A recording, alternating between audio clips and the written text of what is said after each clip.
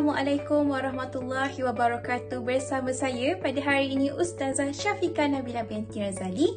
Pada hari ini kita akan belajar mata pelajaran Pendidikan Islam tahun 5. Sebelum itu, anak-anak sudah bersedia ke nak belajar? Okey, jika dah bersedia, anak-anak juga boleh rujuk buku teks muka surat 178. Tajuk pembelajaran kita pada hari ini ialah bidang adab yang bertajuk Carilah Keberkatan dalam Jual Beli atau tajuk ringkasnya Adab Berjual Beli. Sebelum itu, mari kita ketahui dahulu maksud jual beli. Jual beli ialah proses menjual dan membeli barangan antara dua pihak, iaitu penjual dan pembeli mengikut syarat-syarat tertentu. Proses jual beli ini juga melibatkan dua individu, iaitu penjual dan juga pembeli. Di dalam fiqh Islam, jual beli ini juga dipanggil sebagai muamalah. Apa yang dipelajari pada hari ini bukan sahaja untuk murid tahun 5, namun boleh juga diaplikasikan kepada semua penonton video pada hari ini. Sebelum itu, mari kita mulakan pembelajaran kita pada hari ini dengan membaca doa belajar agar pembelajaran kita pada hari ini diberkati oleh Allah Subhanahu Taala. Sebelum itu, mari kita lihat dahulu objektif pembelajaran kita pada hari ini.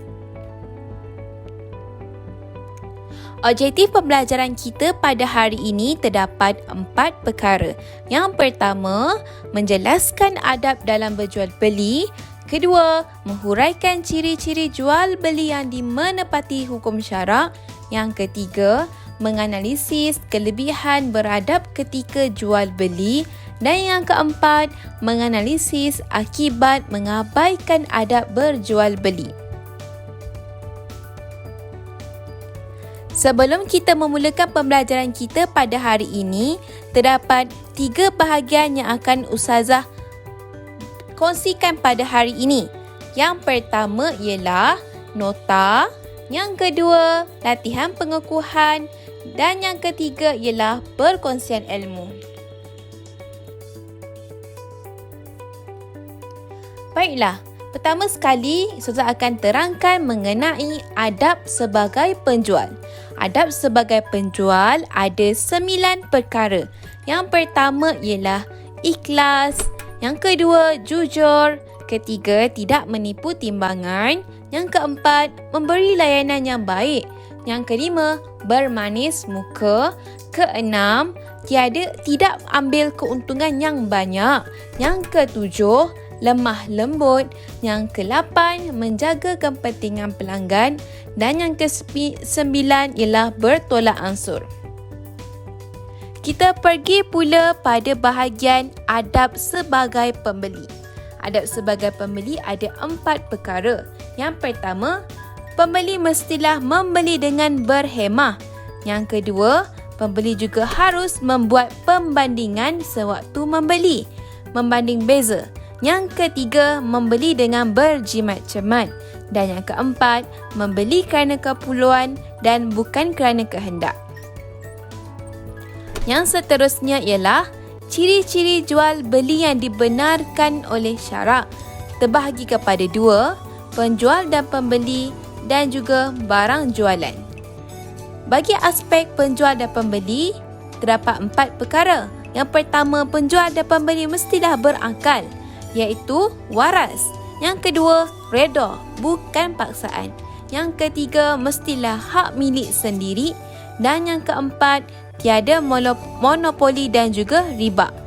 Yang seterusnya, aspek barang jualan pula ialah barang jualan mestilah halal dan suci mengikut syarak serta baik dan berkualiti. Yang kedua, tiada unsur penipuan dan juga maksiat. Yang ketiga, mestilah bermanfaat dan tidak berbahaya. Dan yang keempat, dapat diserah terima dan bayaran harganya diketahui. Seterusnya kita lihat kelebihan adab berjual beli. Yang pertama, pelanggan akan berpuas hati. Yang kedua, sudah tentulah mendapat keredaan Allah.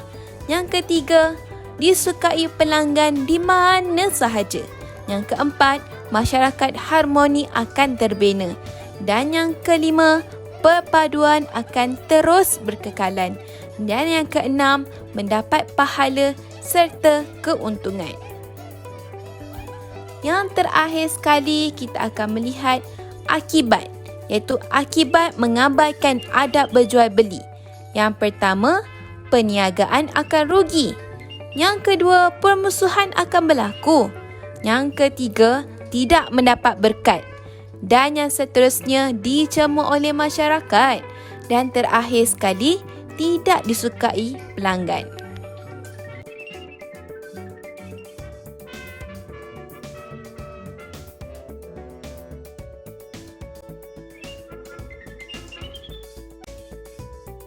Alhamdulillah, kita telah berjaya pun mencapai objektif pembelajaran kita pada hari ini.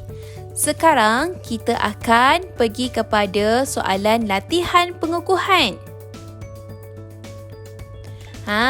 Terdapat banyak latihan pengukuhan dan penganiayaan yang akan Ustazah tanyakan sebentar nanti. Kita akan pergi satu persatu, ya.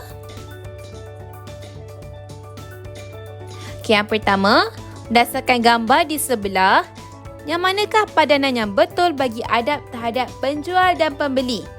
Adakah A, B, C ataupun D? Yang mana satukah jawapan yang betul? A, B, C ataupun D? Jawapannya ialah D. Iaitu mempunyai sikap lemah lembut dan membeli kerana keperluan. Soalan seterusnya, pernyataan di atas merujuk kepada adab seorang A, B, C ataupun D.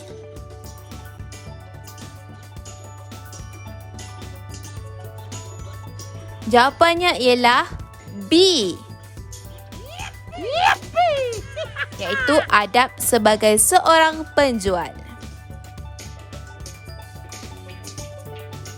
Soalan seterusnya, antara berikut, yang manakah ciri-ciri jual beli yang dibenarkan oleh syarak? A, B, C ataupun D?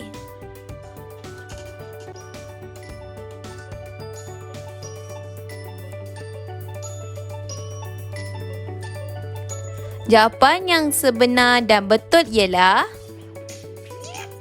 A, iaitu Aini meletakkan tanda harga pada semua barang jualannya. Soalan seterusnya, jauhi akhlak buruk dan hina, senyum dan mesra jadikan amalan. Masyarakat harmoni akan terbina, muhibah dan perpaduan terus berkekalan. Berdasarkan pantun di atas, apakah kelebihan beradab ketika berjual beli? A, B, C ataupun D?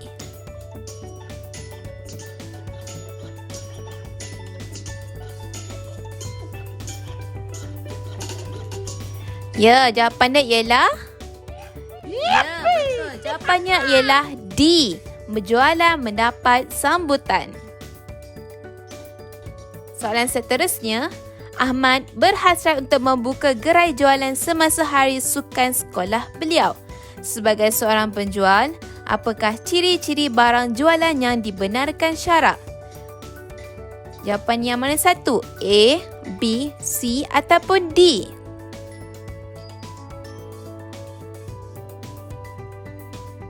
Okey, jawapannya ialah A, iaitu memberi manfaat dan berkualiti.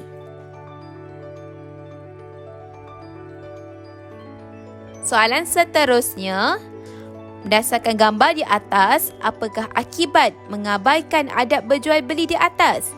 Okey, gambar tersebut menunjukkan seorang penjual yang bermasam muka. Jawapannya A, B, C ataupun D?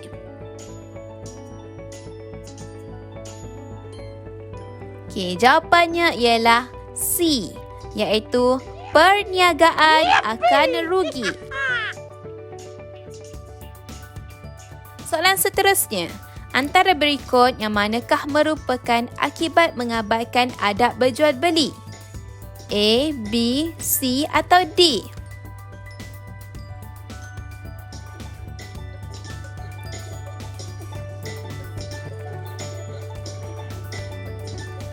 Okey, jawapannya ialah B, iaitu melahirkan masyarakat yang tidak amanah dan adil.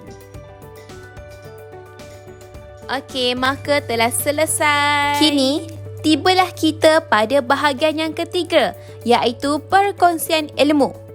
Baiklah, mari kita bersama-sama menonton video ini.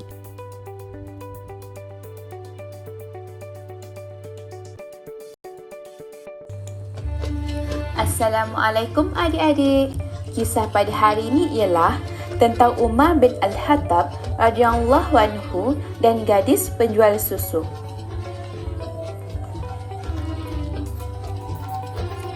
Kisah Umar Al-Khattab radhiyallahu anhu dan gadis penjual susu.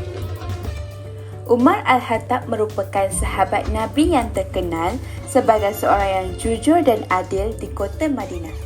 Pada masa pemerintahannya, Umar dibantu oleh pembantunya untuk memantau rakyatnya secara senyap-senyap.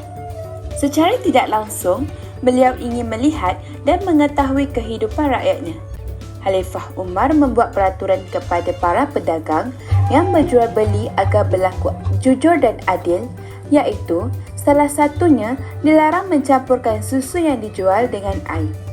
Pada suatu malam, ketika beliau bersama pembantunya Asim sedang berjalan-jalan di sebuah kawasan dan berehat di dinding sebuah rumah.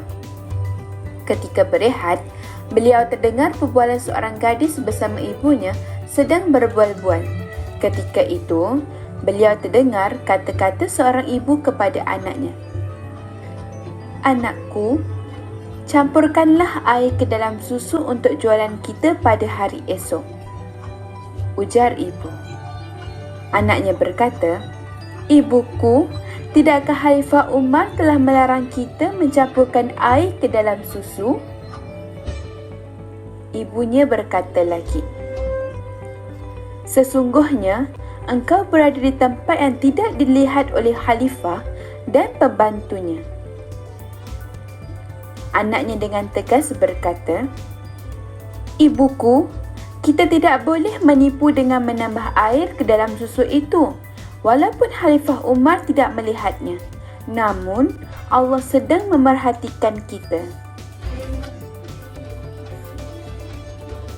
Mendengar percakapan itu tadi, Umar meminta pembantunya untuk memangkah rumah tersebut. Keesokan harinya, Khalifah Umar menyuruh pembantunya untuk mencari rumah penjual susu tersebut dan mengetahui bagaimana kehidupannya. Kemudian, pembantunya mendapat tahu bahawa mereka hidup dalam keadaan sebatang kara tanpa mempunyai saudara terdekat serta hidup dalam kemiskinan. Khalifah Umar pun datang ke rumah tersebut untuk bertemu dengan ibu dan anak gadisnya itu. "Bukankah kalian yang berbual tentang untuk mencampurkan air ke dalam susu?" tanya Khalifah Umar. Wanita itu terkejut dan memohon maaf kepada Khalifah. "Ampunilah dahku, wahai Amirul Mukminin," ucap wanita itu. Khalifah Umar memaafkan kesalahan wanita tersebut kerana kagum dengan kejujuran anak gadisnya. Dan Khalifah Umar mengawinkan anak gadisnya dengan pembantunya, Asim. Suatu hari nanti, keturunan daripada mereka akan lahir seorang putera bernama Umar bin Abdul Aziz yang merupakan khalifah seterusnya yang akan membawa Islam menuju kejayaan. Iktibar yang boleh kita perolehi melalui kisah ini adalah cerita ini mengajar kita untuk selalu bersikap jujur dan adil dalam keadaan apapun kerana kejujuran akan membawa keberkatan dari Allah Subhanahu Wa Taala. Dan Allah melihat perbuatan kita sama ada secara tersembunyi ataupun secara terang-terangan. Maka rasa telah tamatlah pembelajaran kita pada hari ini. Terima kasih kepada semua yang menonton video pembelajaran pada hari ini. Jangan lupa untuk like dan subscribe video Ustazah ini. Terima kasih.